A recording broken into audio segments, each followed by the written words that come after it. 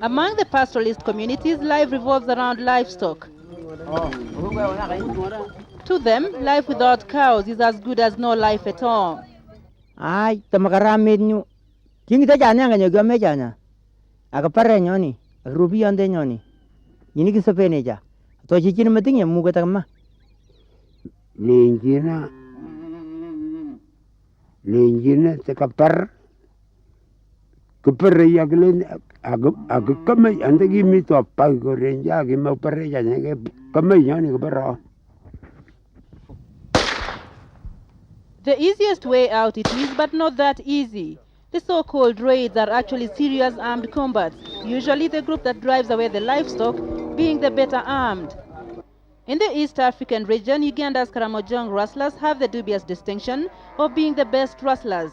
This implies they have highly sophisticated arms, and when they strike, they leave behind rivers of blood, death, destruction, and of course empty cowsheds.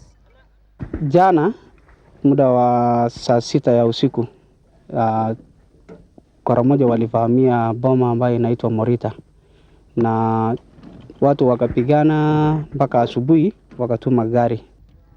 Closer home within Kenyan borders, the situation is no different. The pastoralists of the North Rift seem to have found a common enemy in the Porkot. They accuse them of turning their lives into living hell and emptying their cattle bomas. Whether it is a goat, a donkey, a cow, they have all gone with the Porkot. We have no life anymore, he says. The Porkot, on their part, won't take such accusations lying down.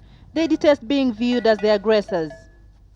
Kupete cha umbolo pona kwane kuprecha kisikecha kitakat nyogede kitakai. The Marakwet say they are in a weaker position because, unlike the Porkot, they have no home guards. But home guards or not, both tribes are heavily armed, and by their own admission, the arms are responsible for the escalating incidents of cattle rustling in the North Rift. If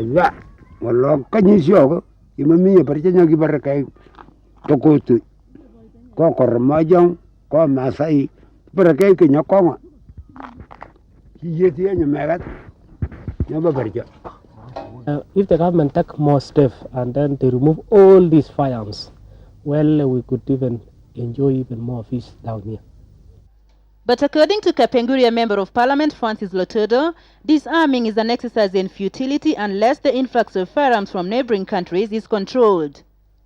Army have gone into West Porkot to disarm people 16 times. This has proved to be a total failure. They take 400 firearms within that period, maybe 7 days or 14 days. Within 14 days, there are 700 guns, so it's just a useless exercise.